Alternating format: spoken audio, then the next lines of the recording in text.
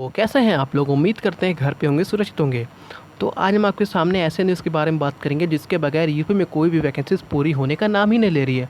तो जैसा कि आज आप समझ गए होंगे, हाँ, आज हम बात करेंगे यूपी वैकेंसीज़ पर हो रहे विभिन्न प्रकार के केस, और वो किसी भी प्रकार के हो जा रहे हैं जो कि छात्रों को कहीं न कहीं से कोई ना कोई त्रुटि मिल ही जा रही है, ठीक है?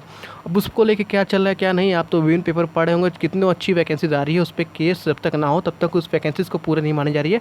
चाहे आप उसको 69,000 वैकेंसीज़ देख लें जो कि असिस्टेंट टीचर की है, जो कि आज तक उसका पूरा होने का नाम नहीं लिया है। और विभिन्न वैकेंसियाँ आप जैसे यूपीटीपीएससी में विभिन्न वैकेंसीज़ पे अभी काम चल रहा है, अब क्या हो रहा है क्या नहीं इस पे कहा नहीं सकता। लेकिन देखिए, आपके सामने एक नई वैकेंसीज़ की बात करेंगे जिस पे UPPCL and court case update है। जी हाँ, यूपीपीसीएल में भी एक कोर्ट केस ऐसा भी हुआ है जिसको देख के काफ़ी लोग दंग रह जाएंगे। अब उसका क्या है, बेस क्या है, पूरा प्रोसेस आपको बताया जाएगा। तो हम आपसे यही उम्मीद करेंगे कि आप इस चैनल को लाइक और सब्सक्राइब अपने स्तर से कर दीजिएगा, और जिसको जिसको चैनल सही लगता है शेयर भी जरूर कर दे दोस्तों।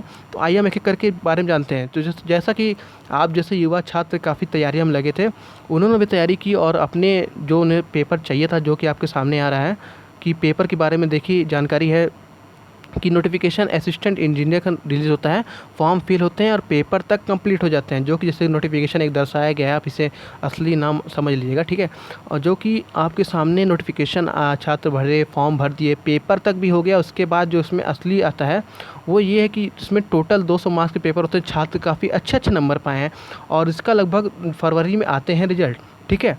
और उसके बाद अब होता है गेम शुरुआत। उसके बाद जब इंटरव्यू भी हो जाता है, क्योंकि इसमें इंटरव्यू भी होता है 25 मार्क्स के, वो इंटरव्यू भी हो जाता है। उसके बाद काफ़ी छात्र आते हैं अपने अपने मार्क्स जाने की चेष्टा में। तो जैसा कि एक छात्र इन्होंने अपना मार्क्स जाने की इच्छा जताई, तो इन्होंने देखा जो कि दंग रह गए। जी हाँ, इनके 158 मार्क्स से ऊपर मार्क्स है 200 में।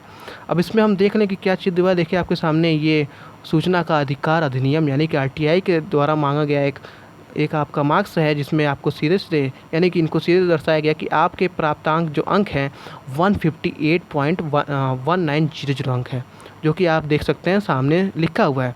उसके आगे इन्होंने लिखा है कि 4505 सहायक अभियंता के रिक्त पद पर सीधी भर्ती हेतु ऑनलाइन परीक्षा संपन्न कराने के पश्चात विधावर श्रेष्ठता के आधार पर साक्षात्कार भारत के प्रधान शैक्षिक संस्थान आईआईटी कानपुर द्वारा संपादित कराया गया। आईआईटी कानपुर द्वारा गठित विशेषज्ञों के पैनल द्वारा आपको साक्षात्कार में 0 मार्क्स मिले हैं। अब इनको 0 मार्क्स मिले 25 में, यानी कि लिखित में जिसको 158 मिल रहा है उसको आप इंटरव्यू में 0 मार्क्स कैसे संभव है? आपको लग रहा है कि जो छात्र 200 में 158 मार्क्स लगभग पाया, लगभग कि 1/4 से ज़्यादा है, जिसके बहुत अच्छे मार्क्स हैं। आप देख लें तो अगर आप इसको अपने स्तर से देखें तो 158 मार्क्स लाना काफ़ी अच्छी बात है। इसको आप इंटरव्यू में 0 मार्क्स कैसे देना है, कोई आधार है इसका?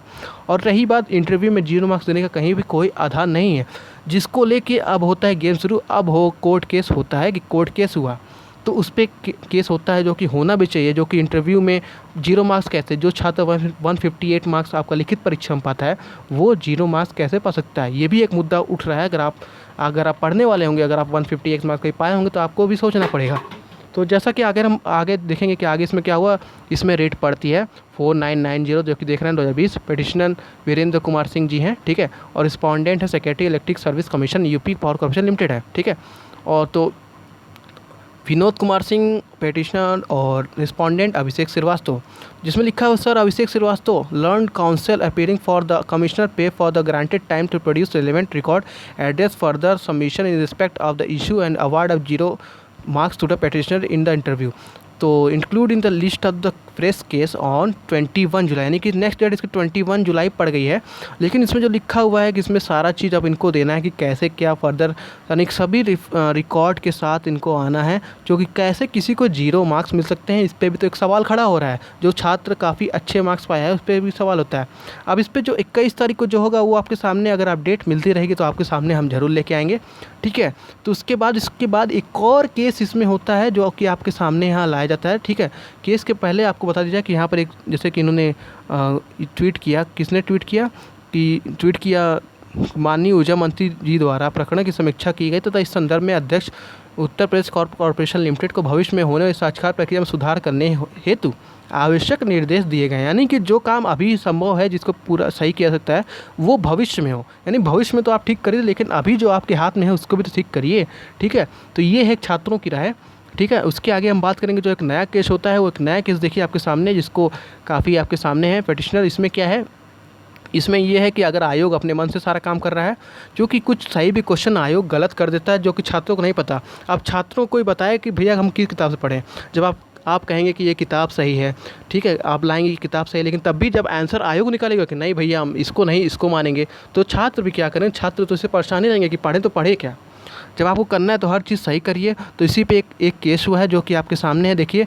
ए present writ petition has been preferred by the petitioner for quashing for the impeachment section list date 22/2020 and to direct to the opposite and written examination result with regards to question number 67, 71, 72, 111 and rectify the final result after consideration the same। तो उन्होंने बताया कि ये question जिसको आयोग ने गलत जांचा है, यानी कि आयोग ने इसको गलत इसका आंसर की में निकाला है, उसको भी सही किया जाए, जिसके काफ़ी छात्र से इसका कल्याण हो सके।